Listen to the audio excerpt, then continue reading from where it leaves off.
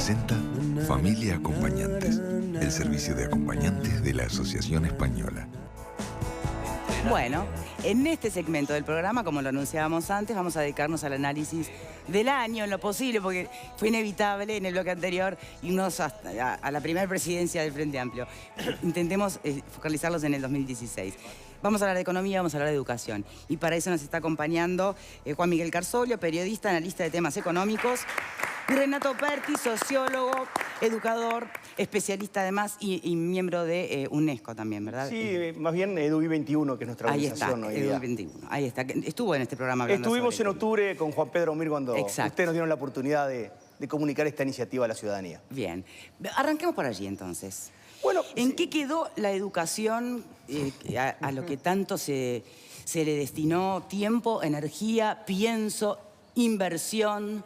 Si tuviéramos que hacer una evaluación de todo eso versus los resultados tangibles. Yo creo que en el tema educativo los balances son siempre en progreso, porque las cosas en educación nunca son acabadas. Siempre uno tiene que estar tratando de mejorar, tratando de lograr mejores propuestas. Yo creo que el año 2016 para los uruguayos y uruguayas ha sido un año de toma de conciencia. Yo diría así, no hablaría ni de positivo ni de negativo. ¿Recién este año? Toma de conciencia en este sentido, en que hay dos caminos posibles para encarar el cambio educativo en Uruguay. A ver. Hay uno que es el enfoque, diría, conservador. Mantengamos la estructura educativa como está, no la podemos cambiar por diferentes razones, la forma de organización, de funcionamiento de la educación, y hagamos algunos ajustes para ver si las cosas mejoran.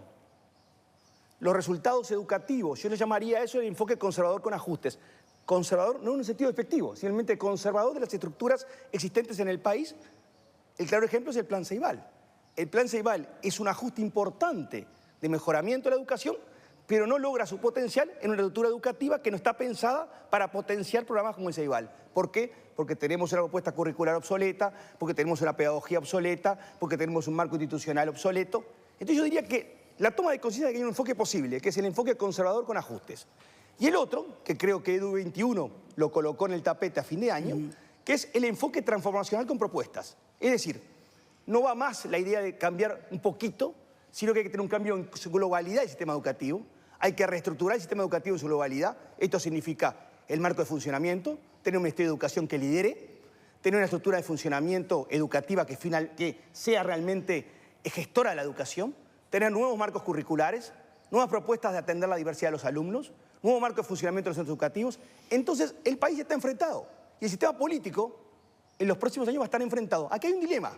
O usted opta por más de lo mismo, enfoque conservador con ajustes, o usted opta por un enfoque holístico de cambio para 10, 15 años y que implica cambiar la educación. Bien, implica cambiar la educación y el sistema educativo, que no es con metodología menor, que no es ajuste menor, es cambiar en su globalidad. Entonces yo creo que el 2016 ha sido para mí un año extremadamente interesante en que han quedado claramente las dos posiciones. El enfoque conservador con ajustes o el enfoque transformacional con propuestas. O sea, básicamente aparecieron los nortes. Aparecieron los nortes. Entonces, bien. Ahí yo no hablo de partidos políticos, porque nada más no me interesa entrar en la discusión político-partidaria. Yo digo que los partidos políticos van a enfrentar en los próximos 2 o 3 años un dilema fundamental. O optan por el enfoque conservador con ajustes o optan por un enfoque transformacional con propuestas. Bien. Y ahí creo que va a ser el dilema si en Uruguay, si optan, y que termino con esto, si optan por el enfoque conservador con ajuste, la sociedad que vamos a tener dentro de 10 años va a ser de igual o peor cementada y fraccionada como la actual. Porque con los niveles de exclusión que tenemos hoy y con los niveles de expulsión que tenemos en el sistema educativo, el Uruguay del futuro va a ser un Uruguay fragmentado. Si se opta por un enfoque transformacional, no es garantía de que salgamos de eso, pero es una ventana de oportunidades. Bien. Entonces yo creo que el Uruguay se enfrenta como se enfrentó en el siglo XX, a principios del siglo, cuando el Uruguay se enfrentó a la posibilidad de modernizarse y cambiar, y el Uruguay optó por cambiarse. Basta pensar lo que fueron los liceos cabezas departamentales como herramienta de cambio educativo. Bueno, el Uruguay está en eso, está en el dilema del ajuste conservador o del cambio transformacional.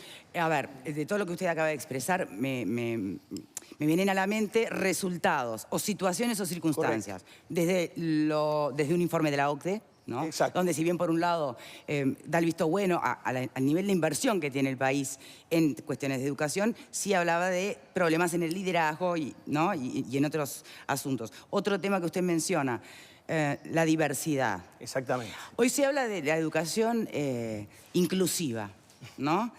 Y terminamos el año con noticias de que quedaron afuera no sé cuántos chiquilines por problemas insólitos en softwares que se pretenden ayornar el sistema educativo, que por lo pronto no se está logrando, por lo menos hoy, esa es la noticia. Quedan muchos afuera, no se previó los que repetían, en fin, problemas que podrían ser evitables de alguna manera. Claro, ¿no? pero, y además es una observación a la diversidad desde qué lugar, ¿no? Porque, a ver, uno por un lado escucha discursos que hablan de una inclusión que tiende o que detrás tiene palabras que se asocian donde está la igualdad, la homogenización. Y la diversidad no requiere, por el contrario, personalización, porque si estamos hablando de niños, todos con situaciones diferentes, desde capacidad de aprendizaje a circunstancias de contexto, ¿cómo se puede pretender una educación homogeneizable? Tú has planteado el tema central de esta propuesta transformacional, que es ir hacia una educación personalizada. En el mundo, los sistemas educativos que mejor funcionan, los que la OCDE diagnostica, que no son solamente los países de alto nivel de desarrollo, ahí está Estonia, está Polonia, sí, está Canadá, está Japón, está Polonia, el esfuerzo que ha hecho Polonia en los últimos años por mejorar la educación es increíble, está Singapur, están otros. Pero ¿qué es la base de todo eso? Es que la educación crecientemente es un traje, un vestido a medida. Uno tiene que conocer bien al alumno para lograr motivarlo y potenciar sus aprendizajes. Entonces lo que tú decís es exactamente lo que es la educación hoy día de futuro. Esto es personalizar los aprendizajes, es reconocer la diversidad social, la diversidad cultural, la diversidad individual. Cada uno de nosotros somos seres especiales que aprendemos de maneras singulares y nos vinculamos con otros de maneras únicas. Entonces, reconocer eso, reconocer la singularidad de la persona que aprende, reconocer al docente como un ser singular también, muy importante, porque en definitiva los buenos sistemas educativos en el mundo son aquellos donde los docentes son los tomadores de decisiones, porque finalmente el que toma la decisión en la educación es el docente. ¿Tú sabes por qué Finlandia funciona tan bien, entre otras cosas?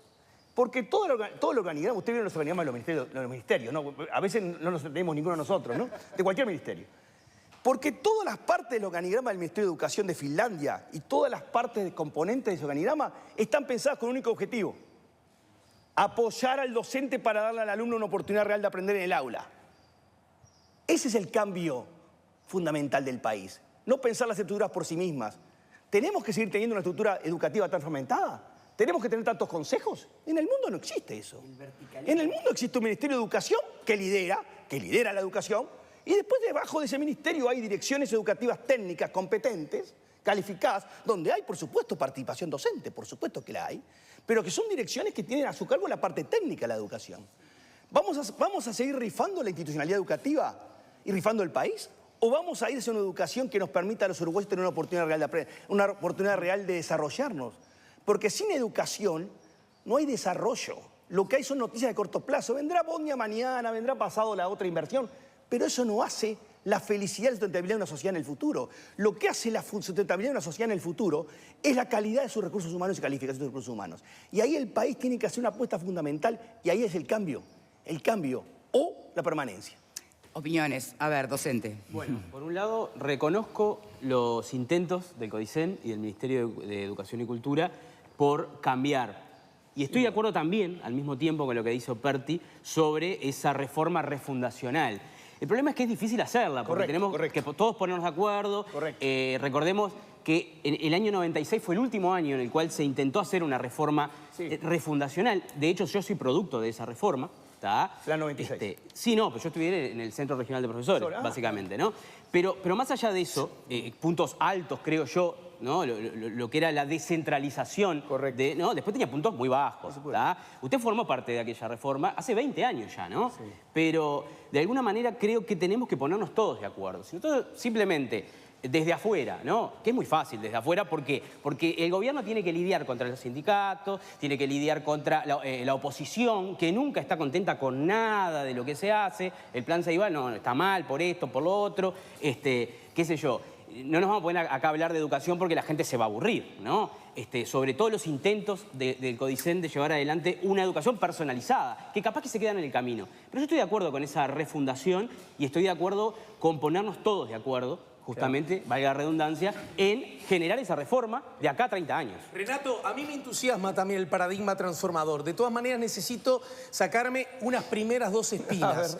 Desde la perspectiva colectiva sobre la que vos has insistido, que forma parte más de un sello bastante oriental de hacer las cosas, aún así se necesita liderazgo, ¿verdad? Se necesita alguien que la tenga clara y que desde la perspectiva democrática y bajo la norma mande, ¿no es cierto? ¿Quién sería? Te pregunto, ¿quién? No nombre y apellido, ¿no? Y la otra cosa, ¿qué pasa con el otro tema? Porque no hay política pública sin presupuesto. ¿Qué pasa con el presupuesto? ¿Alcanza el que tenemos o tenemos que redoblar más y hacer la comunidad un esfuerzo aún mayor en volcar dinero a la educación? Excelentes preguntas. Yo primero quiero decir que coincido con el hecho de la transformación, lo cual no quiere decir que se están haciendo cosas buenas y se hacen cosas positivas. Siempre las hemos marcado y las hemos destacado. Yo creo que hoy Edu 21 aparece como el espacio de convergencia de los partidos políticos para pensar esa hoja de ruta de cambio. ¿Por qué nació Edu 21? Y acá hablamos en octubre pasado. Nació con el objetivo precisamente de establecer una hoja de ruta de cambios fuertes, sustentables, profundos y dialogar con el sistema político en su conjunto, sin ninguna exclusión, con todos. Y decirle, mire, esta es la hoja de ruta y en esa hoja de ruta vamos a poner hacia dónde hay que ir la educación, cuáles son las estrategias, vamos a costearlo. Vamos a decir, esto cuesta tanto y esto se puede hacer en tantos años, esto va a implicar... Seguramente va a implicar un esfuerzo fiscal.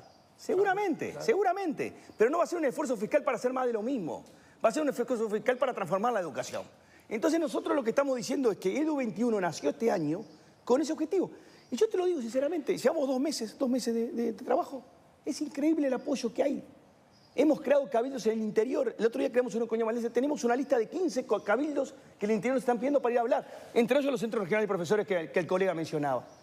Hay efervescencia en la gente. La gente quiere tener un rutero. Liderazgo, por supuesto. ¿Quién puede explicar lo que hizo Germán Rama si no estaba detrás la voluntad política del doctor Sanguinetti y del apoyo político de Sanguinetti? Es imposible.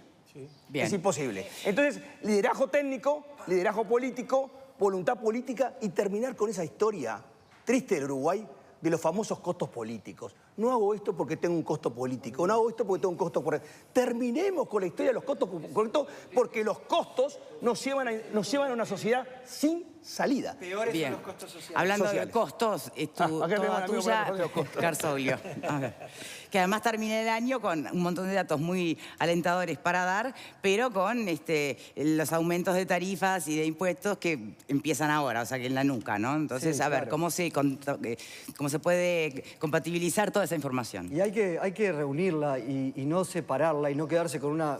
Hay una mitad del vaso lleno y una mitad del vaso vacío, y creo que específicamente en economía, en este año, hay eso, en cuanto a las cosas que están pasando y en cuanto a las lecciones que podemos aprender.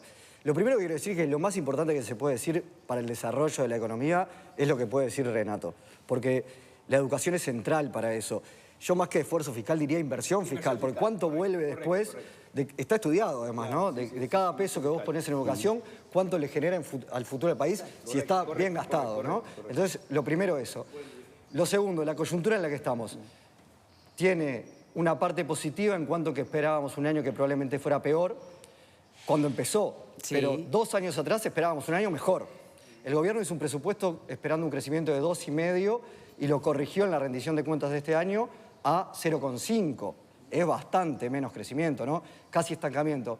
Ahora, llegamos al invierno con la economía, y valga la metáfora, congelada. Se había desacelerado, se había enfriado, hasta congelarse prácticamente. Pero ahí, producto también de alguna circunstancia internacional que enlenteció el proceso que se está dando en el mundo de encarecimiento del dólar, de que los capitales vuelvan a Estados Unidos, y abrió para los países emergentes, entre los que está Uruguay, y sobre todo para los que han hecho las cosas de manera más seria en la macroeconomía, oportunidades. Y Uruguay quedó casi que en el medio. Si uno mira la tabla de países en América Latina, hay países que aprovecharon la bonanza de la década que pasó y que hoy pudieron aplicar políticas contracíclicas, que siguen creciendo, que mantuvieron el grado inversor, y otros que no. Argentina, Venezuela, Brasil. Creo que extenderse mucho en eso, concentrémonos en Uruguay. Y Uruguay quedó, mantuvo el grado inversor, en la segunda mitad del año empezó a bajar la inflación, se frenó la suba del desempleo. Todos esos son factores positivos sin duda para el país. Ahora, veníamos de una pérdida de empleo importante, que hay que ver cuánto demora en recuperarse esos puestos de trabajo. Frenamos la pérdida. Y además, sobre todo, hay que ver qué puede pasar el año que viene. Si es que no, gracias a un 2016 peor, tengamos un 2017 peor, porque en el mundo se configure el escenario que se esperaba para este año, con las subas de tasas de Estados Unidos, que encarecen el dólar nos complica a nosotros, y lo que había pasado en el primer trimestre del año, el dólar había llegado a 32,5. Está terminando el año abajo de lo que había empezado, abajo de lo que terminó el año pasado, y es fuerte cuando pensábamos en marzo que el dólar, algunos decían hasta 38, creo que era más razonable pensar entre 32 y 35, pero como cambió el panorama externo, cambió el panorama para nuestra economía. En cuanto a las elecciones, que era lo otro que mencionaba al principio, creo que el 2016 fue el año en que nos dimos cuenta que no vamos a sufrir una crisis, como fue, por ejemplo, la última que recordamos en 2002. Sí. Eso también porque el país aprendió sus lecciones, salió de la crisis muy fortalecido, pero además, en cuanto al sistema financiero, en cuanto a la inserción internacional, hoy Brasil y Argentina están en recesión y nosotros no. ¿Cuánto vale eso para lo que es la historia económica del Uruguay? Ya que estás usando las comparaciones, también, si nos comparamos en otro rubro que también está dentro de tu especialización, somos el país con las tarifas públicas más altas. Bueno, entonces, la otra insisto mitad, en cómo nos compatibilizamos. La otra mitad de la lección es, durante la bonanza tenemos que aprender a ahorrar. Y no lo hicimos. Como pasó toda la historia del país, ¿no? Y pasa en muchos países. Es muy difícil encontrar gobiernos que tengan prudencia fiscal en la época de vacas gordas. Y tuvimos capaz que la época de vacas más gordas de toda la historia, no solo las vacas, ¿no? La soja y todo lo que pasó, pero es la frase típica. Y no se ahorró lo suficiente para aplicar políticas contracíclicas y, de hecho, se tienen que tomar medidas en este momento que probablemente se podrían haber evitado si se hubiera administrado la bonanza de otra manera. Y creo que esa es la lección fundamental que nos tiene que dejar este año 2016 también. Que cuando viene el ciclo económico bajo, aún sin caer en una crisis, los que pagan son los más débiles, los que pagan son los más pobres. Y entonces tenemos que aprender a ahorrar en los tiempos buenos para que esas personas no vuelvan a caer en esas circunstancias cuando vienen los tiempos un poco más difíciles. Un poco, creo que ese es el resumen, ¿no? Hay algunos brotes verdes en la economía, sí. Hay que ver qué pasa con el contexto internacional, porque cuando viene la primavera y llega el primer temporal, y los árboles tienen que arrancar de vuelta con los brotes verdes, ¿no? Y eso todavía nos puede pasar. Panelistas, opiniones o preguntas. A Juan Miguel, hacerle una pregunta puntual. A propósito de cómo terminamos. Sin embargo, hay algunos nubarrones en el horizonte, los insinuaste, a propósito de la suba de interés de la Reserva Federal, ¿verdad? En esa perspectiva agrego también que Argentina y Brasil como que no terminan de saltar y a nosotros siempre nos sirve que a ellos les vaya bien. ¿Cómo se visualizan estos tres datos? Ese es lo que puede hacer. Si nada hubiera cambiado y Uruguay terminaba este año como terminaba, habría que decir, el año que viene es el año del despegue. Esto lo pone en duda, porque el despegue iba asociado a Argentina y Brasil. Y ahora la recuperación de Argentina y Brasil está muy condicionada por lo que pasa en el mundo, Estados Unidos, China, si China va a volver a transformarse en motor de crecimiento mundial o no, las relaciones entre Estados Unidos y Rusia, las decisiones que tome Trump, que efectivamente se den las subas de la tasa de interés que la Reserva Federal había anunciado para este año. Sí. Eso fue lo que pasó. Los economistas se equivocaron todos y dicen, ahora les han dado palo porque las previsiones no eran las adecuadas, pero porque la Reserva Federal, que de repente es el organismo económico más importante del mundo, dijo que iba a hacer una cosa y no la hizo. Y entonces ese panorama quedó planteado igual para el año que viene. Estamos en diciembre de 2016, casi igual en cuanto a qué va a pasar en el mundo el año que viene que el año pasado. Salvo, y no es menor, que el presidente de Estados Unidos va a ser Donald Trump. Ahora, Juan, ¿qué pasa con un Trump proteccionista? Yo vengo de Guatemala y en Guatemala los empresarios están temblando porque sienten que sus negocios con Estados Unidos van a cerrarse porque el tipo va a cerrar sus fronteras, va a proteger la industria nacional, lo cual es regresivo, pero a efecto de Estados Unidos da una buena prensa para la cantidad de desocupados que hay y todo eso. O sea, ¿qué nos va a pasar con un Trump que realmente cumpla sus promesas? Yo creo que las promesas de Trump para Estados Unidos pueden ser pan para hoy y hambre para mañana. Pero más allá de eso, ¿qué efecto puede tener el resto del mundo? Para Uruguay no es un socio comercial muy importante hoy Estados Unidos, o como lo fue en el pasado, si bien están aumentando las exportaciones, no es un socio clave. Pero el resto de las decisiones que tome nos pueden afectar. Por el lado del dólar, como decíamos, las tasas de interés, también en lo que hace a la llegada de capitales. Si Estados Unidos hace una política de retornar capitales a Estados Unidos, y bueno, va a haber menos dinero para el resto. Y además, desde el punto de vista comercial, en cómo afecta a los socios. Porque China sí es un socio muy importante hoy para Uruguay, y las decisiones de Trump lo pueden afectar y mucho. China está devaluando ya después, antes de que Trump asuma. La moneda china se ha devaluado, y también puede afectar mucho eso a Argentina y a Brasil, que tienen como socio importante a Estados Unidos y más importante todavía a China. Y bueno, por ese lado, más allá de que hay cierto desacople de la región, por supuesto que es mucho mejor, y que Uruguay le vendría muy bien en este momento poder agarrarse de Argentina o de Brasil. Si los dos siguen, tal vez no en recesión, pero no con una recuperación fuerte, claro, medio planchados, y eso nos puede complicar. Lo que puede ser un buen balón de oxígeno para este principio de año es la temporada turística, que si es tan buena como se espera, va a ser un arranque del año que le dé fuerza a la economía uruguaya. Bien. Yo creo que es bien interesante esto que estamos hablando porque tiene que ver con, vamos a tener más ingresos, pero también este va a ser un año el que viene de volver a discutir, porque se va a abrir de nuevo la rendición de cuentas, los ingresos que tenemos. Y me parece que ahí también hay que poner el foco. Sí. ¿Qué ha pasado, por ejemplo, en estos años de bonanza y en este último año, que al final no fue tan malo, con la distribución de la riqueza, por ejemplo? Yo creo que ahí está bueno plantear, primero va a ser una rendición de cuentas difícil por el tema de la mayoría parlamentaria, pero es una cuestión política, por ejemplo, ¿no? Puede cambiar el escenario. Creo que queda reflejado que el gobierno fue prudente en plantar un presupuesto a 2 años porque no se sabía cuál iba a ser el panorama, y si se hubiera comprometido a mantener los niveles de gasto que se anunciaban al principio, el déficit fiscal iba a aumentar, y eso nos puede hacer perder al inversor y llevar a problemas mucho más graves.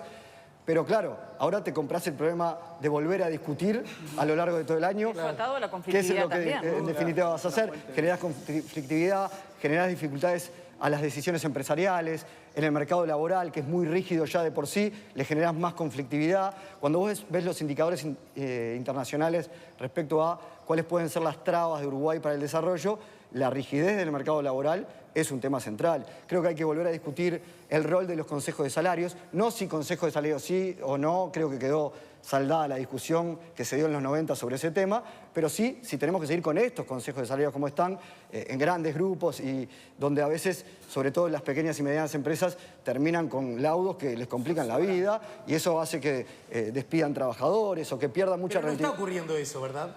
Ah, no. No están despidiendo trabajadores, llegan a los acuerdos. Sí, ¿no? claro, pero llegan a los acuerdos el sector mayoritario. Después tenés que ir empresa por empresa y de repente te encontrás que la empresa más chica, donde, donde además el dueño, el patrón, labura es el compañero pelo a pelo con sus compañeros. Sí, claro. Y de repente es él el que termina resignando su ganancia para no echar a alguien, o tiene que despedir a alguien o mandarlo a seguro de paro. Si hay que resumir, no fue el año tan malo como se temió, pero el que viene es bastante incierto también. Yo creo que tuvimos un 2017 a nivel local un poquito mejor de lo que se esperaba, que por la situación internacional puede hacer que el 2017 sea un poquito peor de lo que se esperaba, sin entrar en grandes crisis, pero todavía sin tampoco una recuperación fuerte. Carzoglio, Operti, muchísimas gracias a los dos por volcar sus reflexiones en este fin de año. Muchísimas gracias por habernos acompañado. Feliz año.